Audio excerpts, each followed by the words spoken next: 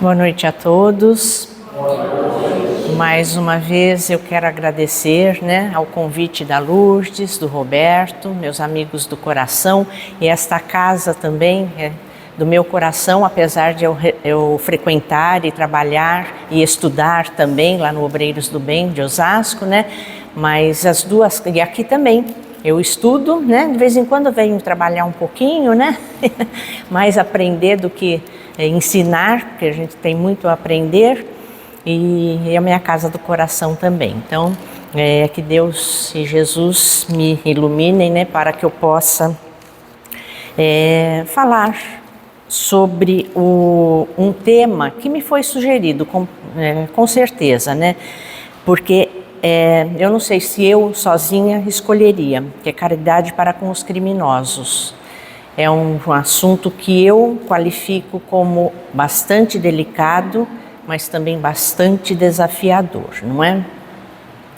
E em dezembro de 2023, na penitenciária de Presidente Venceslau, criminosos bastante cruéis, estavam lá cumprindo sua pena e eles clamavam por socorro, porque eles estavam sendo ameaçados de morte por outros detentos, seus colegas da mesma qualidade, de maldade do que eles. Então a coisa lá estava pegando mesmo, e eles estavam apavorados.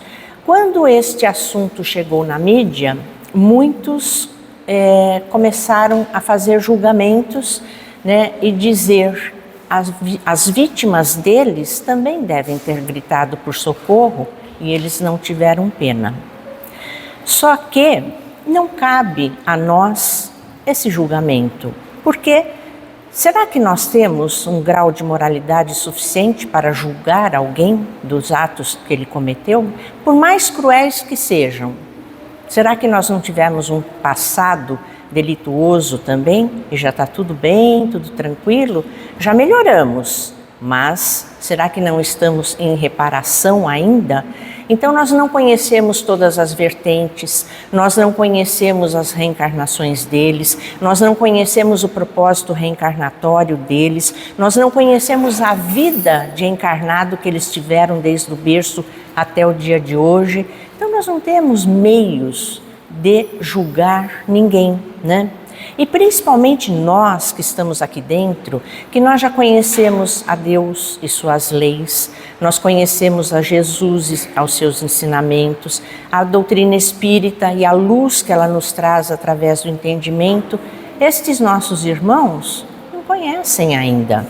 Então, que base eles vão ter para poder se melhorar, se não tiver algum esclarecimento, alguém que possa falar para eles? Porque se a gente for ver, a vida deles foi só sofrimento, abandono, fome, muita miséria. E já no íntimo deles, eles não trazem nada, porque eles são irmãos que foram criados depois de nós. E eles ainda não tiveram esse desenvolvimento que nós já tivemos. Por isso nós não podemos fazer esse julgamento, Nós precisamos sim ajudá-los, mas nós precisamos ter um pouco de cautela, Então, que maneira que nós vamos ajudar? Nós precisamos primeiro entender que nós não podemos nos envolver com estes sentimentos que nos consomem. Nós precisamos começar a prestar mais atenção nos nossos sentimentos, nos nossos pensamentos, porque senão nós vamos quase que nos igualar a eles, se nós desejarmos que eles sofram o tanto quanto as vítimas deles sofreram. E eu trouxe então aqui uma mensagem, eu trouxe não, tem aqui no Evangelho, mas eu trouxe para a leitura, que exatamente, tem o título Caridade para com os Criminosos, que está no capítulo 11 do Evangelho segundo o Espiritismo. E o interessante que Kardec colocou este título no capítulo 11, cujo tema é Amar ao próximo como a si mesmo. E o capítulo 12 é Amar os nossos inimigos. Olha que interessante, ele não considerou os criminosos como nossos inimigos, mas sim como nosso próximo. Aquele que pode nos ensinar, nos ajudar a reparar as questões que ainda estão muito intrínsecas dentro de nós, esses sentimentos pesados, esses pensamentos negativos.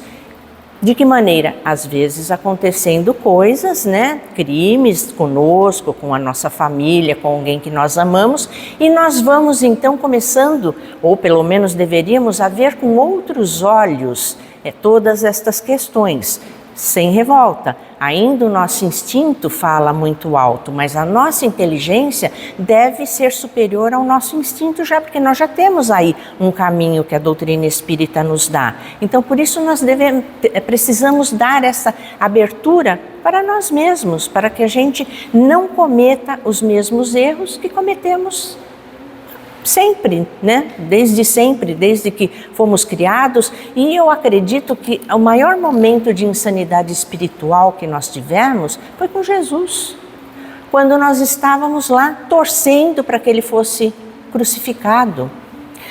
Há 2 semanas atrás, o Geraldo fez uma palestra e falou sobre a multidão, sobre o discipulado, multidões, né, que foi o tema, as multidões do discipulado. E nós ainda estamos muito nessa condição de multidão. Parece que um faz e a gente vai no embalo, a gente não analisa. Nós já precisamos tomar cuidado para, quando nós decidirmos alguma coisa, do que fala, do que fazemos, do que pensamos, do que sentimos, de começar a ir para o caminho do discipulado. O que Jesus faria? O que ele ensinou aos seus discípulos? Então agora é o momento da gente fazer estas reflexões, né? Então, esta mensagem é de Elisabeth de França, né? Que ela escreveu, ela deu a comunicação, né, em Havre, em 1862. Eu vou ler só o primeiro parágrafo. O Roberto convidou a todos a ir para o Evangelho no Lar, né? Se vocês puderem, se não tiver tempo de ler hoje, amanhã, quando fizerem o Evangelho, leiam o restante da comunicação, que é muito interessante, muito instrutiva, né? Então ela diz assim: a verdadeira caridade é um dos mais sublimes ensinamentos que Deus deu ao mundo. Deve existir entre os verdadeiros discípulos de sua doutrina uma fraternidade completa. Deveis amar os infelizes, os criminosos, como criaturas de Deus, porque eles são nossos irmãos, né? Nossos irmãos menores. Um filho, quando faz uma traquinagem, o que a gente faz? Às vezes tem gente que bate, tudo bem, né? Mas a gente quer corrigir, né? E esses irmãos, a gente deve ter esse mesmo pensamento primeiro. Depois a gente trabalha com o nosso sentimento, né? As quais o perdão e a misericórdia serão concedidos se arrependerem como a vós mesmos pelas faltas que cometeis contra a sua lei.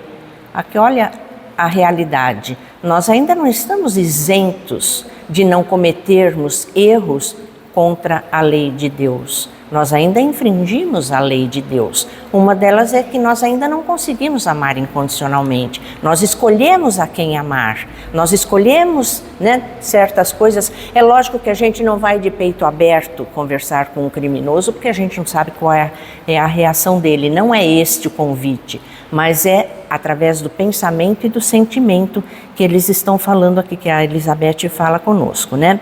Pensai que sois mais repreensíveis, mais culpados que aqueles aos quais recusais o perdão e a comiseração, porque frequentemente eles não conhecem Deus como o conheceis, e lhes será pedido menos que a vós. Olha a gravidade da história, né? Nós vamos ser muito mais cobrados do que eles próprios. Apesar dos crimes hediondos que muitos cometem, nós vamos ser mais cobrados do que eles. Por quê? Porque nós conhecemos Deus, Jesus, a doutrina. Então nós já temos um norte. E aí a gente pode lembrar também uma fala que está em Paulo Estevão, de Ananias, quando ele foi acudir, né? Paulo, depois que Paulo teve a visão de Jesus, ficou cego, né? E aí, nos ensinamentos aí que Ananias foi passando para Paulo, um certo momento ele pergunta para Paulo: por que te detens? E a mesma pergunta nós podemos fazer a nós mesmos: por que nós nos detemos se nós já sabemos dessas verdades, né? Por que nós nos deixamos dominar por esses sentimentos ruins, né? E eles vão nos consumindo, porque são energias que vão nos consumindo. Então nós precisamos começar a estudar mais esta lição de Elizabeth de França, ou Isabel de França, depende da tradução, é a mesma pessoa, né? E ela fala em caridade. Quando a gente fala em caridade, o que vem à nossa cabeça no primeiro instante, né? É o dar, né? Eu vou dar uma esmola, vou dar uma roupa, vou dar um alimento, vou dar um sapato, vou dar aquilo que está sobrando, então eu vou dar. Só que Kardec, né, que já era naquela época, já era um espírito de escola, um espírito superior, né? Ele falou: não, espera aí, caridade não é esse entendimento raso que a gente tem, é algo mais. E ele foi e perguntou para os espíritos e colocou no Livro dos Espíritos, na questão 886, qual o verdadeiro sentido da palavra caridade como entendia Jesus. E os espíritos falaram: benevolência para com todos, indulgência para com as imperfeições alheias, perdão das ofensas. Uma pessoa benevolente, o que ela faz? Ela não vai olhar o dia, se é noite, se é dia, se está chovendo, se está sol. Ela tem uma disposição enorme para o bem e ela vai e atende quem precisar dela, quando precisar, a hora que precisar. Ela não mede esforços. Esta é uma pessoa benevolente. Uma pessoa indulgente, ela entende o outro, ela aceita as imperfeições, porque sabe que há um momento que ainda não há o entendimento, e posteriormente com certeza vai ter, mas que hoje não tem. Então que essa pessoa precisa de ajuda, ela vai e ajuda. Então ela tem paciência em explicar e, né, esperar o momento desta pessoa, dela evoluir um pouco mais. E o perdão das ofensas. Quando nós falamos em perdão, a gente acha que a gente vai libertar o outro. Ninguém vai ficar impune. Os criminosos também não vão ficar impunes. Eles podem ficar impunes na lei dos homens, porque somos imperfeitos, tanto quanto eles e quanto nas nossas leis.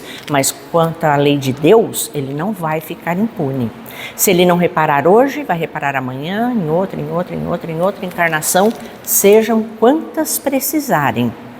Então, nós não vamos libertar o outro, nós vamos libertar a nós mesmos destes sentimentos que nos marcam ainda como espíritos imperfeitos, né?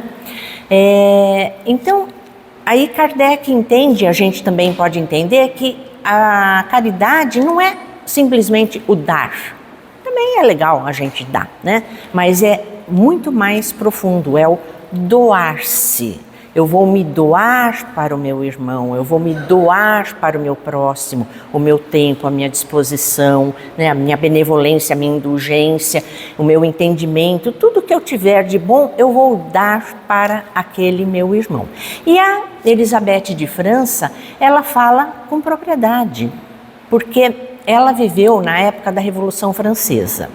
Ela era irmã do rei Luís XVI, e foi, né, na época da Revolução Francesa, né, que os republicanos deram o golpe e tomaram a monarquia, né? E qual era o castigo naquela época? Era a guilhotina. Então, Luís XVI e sua esposa, Maria Antonieta, foram para a guilhotina. A Elizabeth, ela nunca se interessou por política. O negócio dela, ela era chamada a princesa do povo, porque ela gostava de estar com o povo, com os pobres, com os camponeses, de ver a necessidade deles, suprir as necessidades deles, acolher amorosamente. Essa era a prática da Elizabeth. Mas, como ela era irmã do rei, também foi para a guilhotina, né?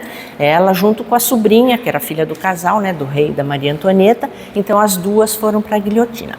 Graças a Deus hoje não tem mais esta prática, mas a gente conhece através dos filmes, não é? E sabe que o momento da lâmina da guilhotina descer, rufam os tambores. E na hora que foi para soltar a lâmina lá para decepar a cabeça da Elizabeth, simplesmente quem ia rufar os tambores desmaiou. Sem mais nem menos, desmaiou. Foi aquele silêncio sepulcral, mas a guilhotina desceu. A cabeça dela rolou. Mas imediatamente veio um perfume de flores que enebriou a todos. E algum tempo depois, ela deu esta comunicação. Então ela tinha condições morais para criticar se ela quisesse, mas ela não fez. O que ela pede? Caridade para com os criminosos. Olha que espírito de escola, né? E às vezes a gente se perde um pouco nesses julgamentos, nessas críticas que nós fazemos, né? E nós podemos pensar assim, por que Deus permite que essas pessoas, né, reencarnem aqui com a gente? Porque a gente já tivemos tivemos um passado de crimes, né? Porque é só ver a história da humanidade, a gente vai chegar a essa conclusão que também tivemos aí o nosso pedacinho, né? Mas estes irmãos estão exatamente, como eu já falei, para nos ensinar, para fazer a gente refletir. Então, nós vamos amá-los incondicionalmente? Ainda não, porque nós não temos, né, esta condição deste amor incondicional. A gente ainda precisa caminhar um pouco. Mas como que a gente vai chegar neste amor incondicional? Através de exercícios. Então, eu volto a dizer, a gente não vai lá de peito aberto falar com o criminoso, porque não sabemos a reação dele, mas o que nós podemos fazer? Aí nós vamos lembrar da palestra do Chan, na semana passada, nós podemos orar. Vocês se lembram quando o Chan falou que quando nós oramos com sinceridade, nós somos ouvidos? Porque nós liberamos fluidos, né, energia, e estas energias, esses fluidos, com sinceridade, logicamente que viram de qualidade boa, eles vão ser colhidos e vão ser levados para estes irmãos, vão envolver estes irmãos quando nós pedirmos por estes irmãos. E, mais dia menos dia, eles vão se render. Não sabemos como, volto a dizer, pode ser nessa encarnação, na outra, em algum momento for, mas nós estaremos ajudando o mais rápido que eles puderem acordar desta situação, deixar de cometer crimes, né? Cansar de cometer crimes, se arrependerem e entrarem no caminho do bem. E com certeza, né, vai ser um sucesso para eles e para nós que ajudamos. A gente pode nem saber, mas um dia nós vamos saber de toda a nossa caminhada, né? E nós vamos, se nós tivermos esta prática, nós vamos perceber o quanto nós ajudamos alguns irmãos que poderiam estar mais tempo nesta prática do crime, não é?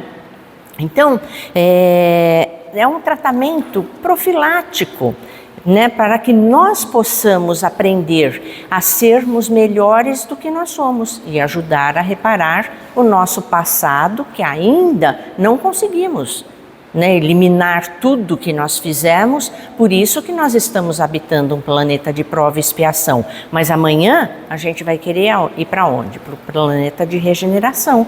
Só que ninguém está com o passaporte na mão ainda. Nós precisamos fazer por merecer. E aí a Elizabeth nos convida o quê? A sermos discípulos, para desenvolvermos a fraternidade, a compaixão.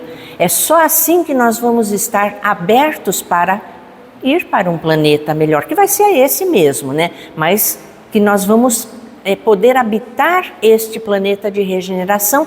Não vamos ser perfeitos, não é isso, mas nós vamos ter uma semente muito forte, já germinando com muita potência da fraternidade e da compaixão. Não vai ser aquela coisa rasa, não é ter pena do outro, é entender o processo do outro. Agora, diante, né, dessa nossa prática de fazer as preces por eles não quiserem se redimir, nós não podemos fazer nada, né? Infelizmente, eles